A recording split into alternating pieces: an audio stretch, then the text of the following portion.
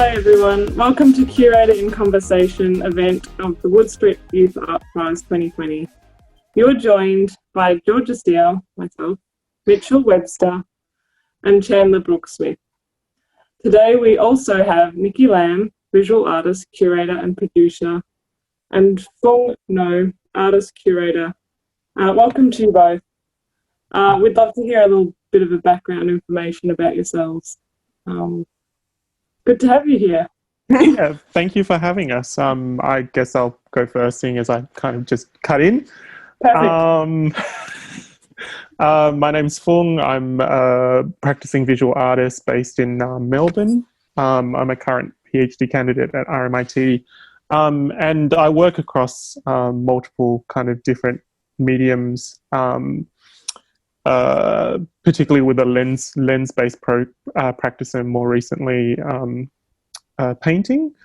I work with Nikki Lam as a co-director on Hyphenated Projects, which is a transcultural platform for Asian Australian and ethnic artists based in Melbourne's West. And we are also curators at large at the substation. Nikki? Yeah, great. Hi, so good to be here. I'm Nikki. I am an artist, curator, producer, also started my PhD at RMIT. So Fung and I have a lot of overlaps. As Fung just said, I'm also a co-director at Hyphenated Projects. I work mostly in moving images and performance and installation, and a lot of my work kind of looks at migrants' expressions, politics of memory, space, that kind of thing. Yeah, that's me. Awesome. Thanks, guys. So we've had the amazing opportunity to work alongside both of you throughout each process of this exhibition. From the shortlisting of applicants to the organisation of the space, you've passed a lot of wisdom that is valuable to our future practices. So I suppose we have a couple of questions for you. Firstly, how has this year impacted your work, and has it been a hindrance or an advantage?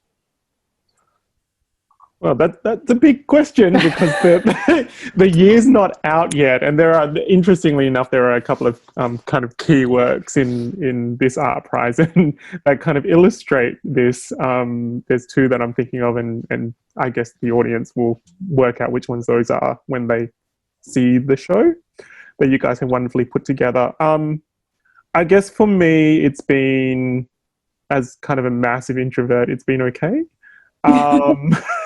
It's been challenging working with Nikki on a number of key projects without being physically together, and doing things via Zoom, and those lags are quite interesting and complex and complicated to kind of navigate around. But I mean, we try to make it work, and with the current stage 4 easing lockdowns now, but you know, living so close and yet not actually being able to be close is kind of has been challenging. But on a personal note, my practice has kind of shifted gears into kind of new interesting spaces, particularly painting, which is something that I never thought I would be doing.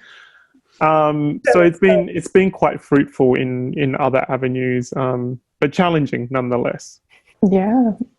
Yeah, similarly, I just wanted to add that Fung and I actually live pretty close, but just outside of 5 kilometers. So I think that's why it's been particularly interesting with this question as well, because our work, like in our independent practice, but also in our collaborative kind of work with Hyphenated Projects and the substation, so much needs to be done virtually. And I think we're both kind of naturally people that would prefer to kind of do these things face to face, and that has definitely been quite challenging in the absence of sharing food and other entertaining activities like karaoke. I think in my own independent practice, it's been quite interesting because I work with video, which is very adaptable in the digital space. I somehow actually got more opportunities, which is kind of strange, But in a way, it's been really good. It feels like previously a lot of institutions or arts organisations or galleries that hadn't actually previously invested in digital spaces and digital projects have all kind of had to shift how they see themselves and how they engage with audiences. And I think in that way... That's a major positive for you then. Yeah. And it's actually quite exciting because it means that a lot of those works get to be seen by more people as well. Like, we're no longer kind of confined by sort of your location and access to that's fantastic. Spaces. So can you guys describe the arts community in Melbourne's West? How does it differ from elsewhere? This is a bit of a challenging question because particularly in Melbourne, there hasn't been much of one, and I feel like the West in Melbourne in particular is playing a lot of catch up to kind of where everybody else is. Like, I live in Brimbank and there's actually no real kind of council run gallery space.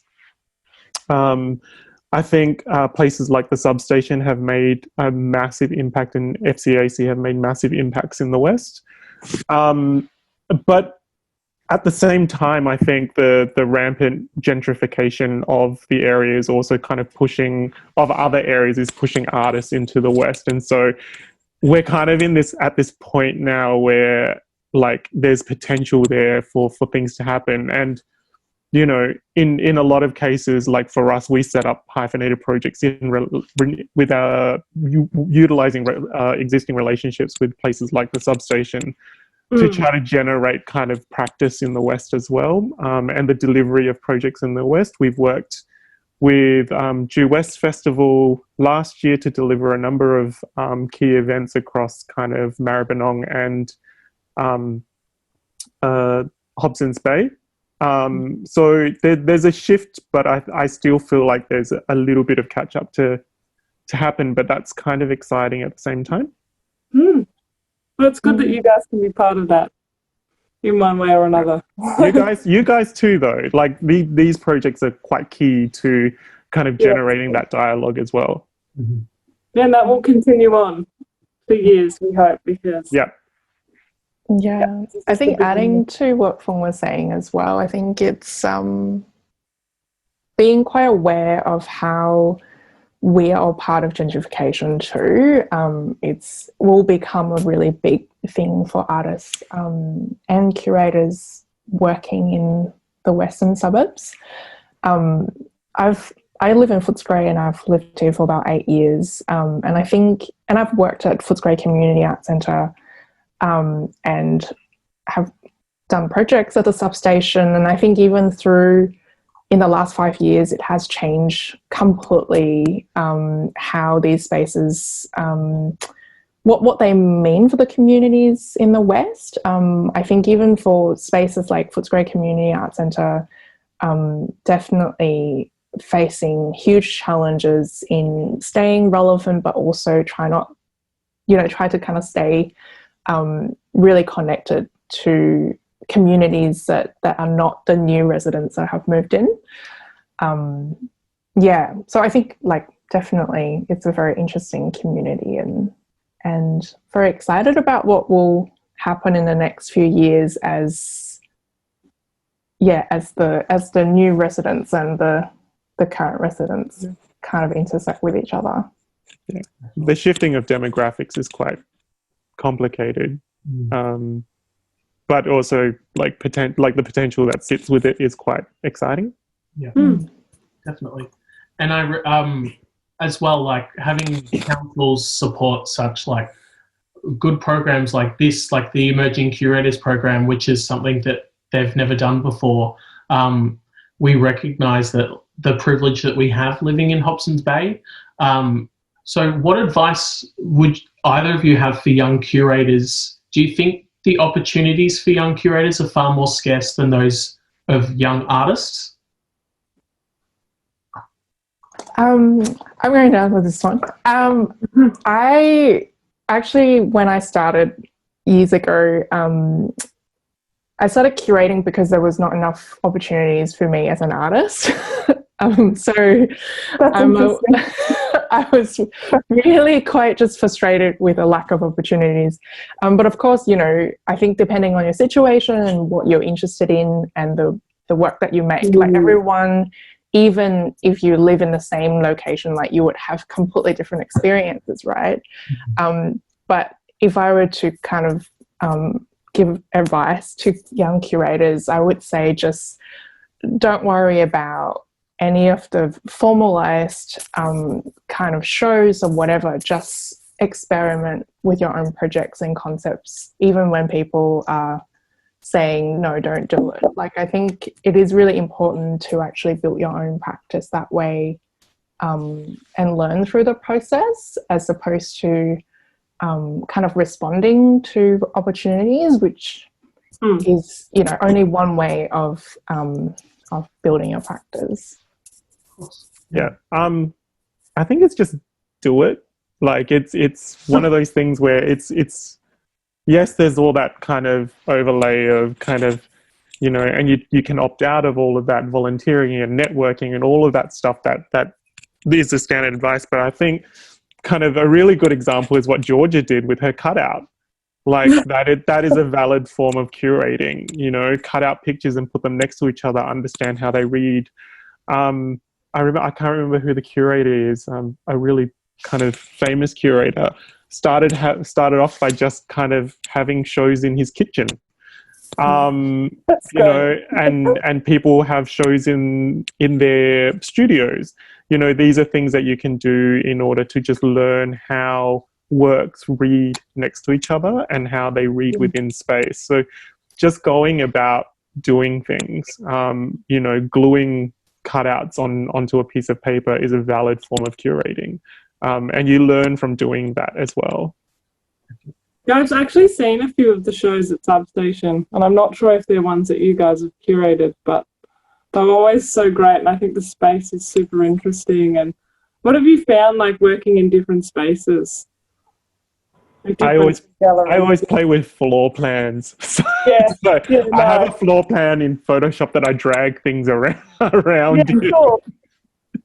And that always helps as well on a practical level. If you are given a space, then those kind of mapping tools are quite things like SketchUp, which I've never used, but I've seen people use, which look quite amazing. Yeah, cool. Yeah.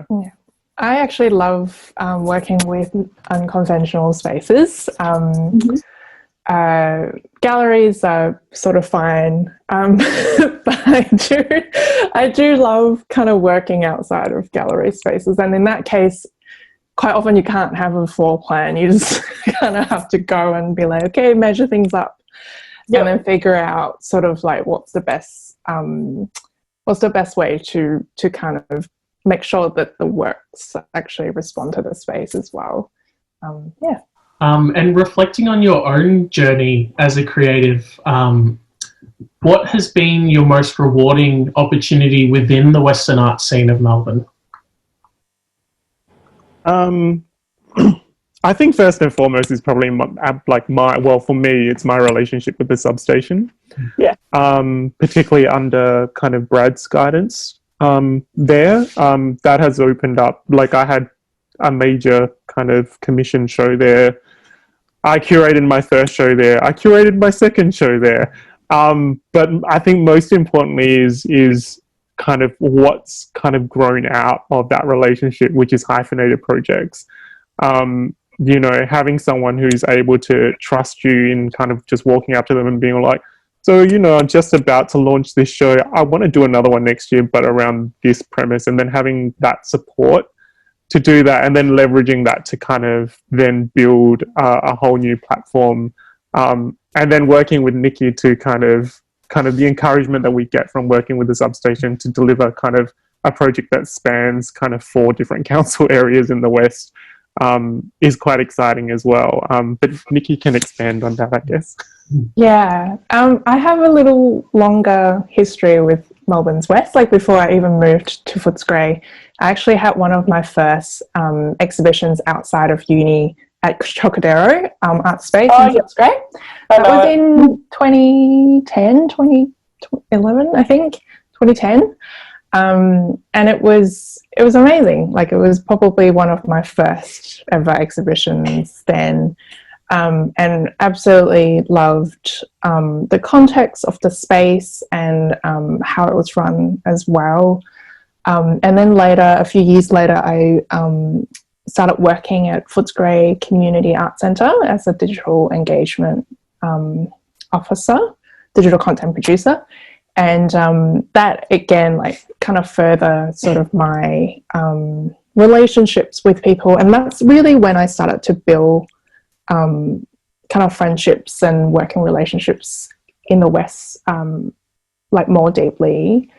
And then Substation, I had, after Channel's Video Art Festival, Brad approached me and invited me to curate an exhibition as they were reopening in 2016. And so that's when I did, curated an exhibition about performance and video art.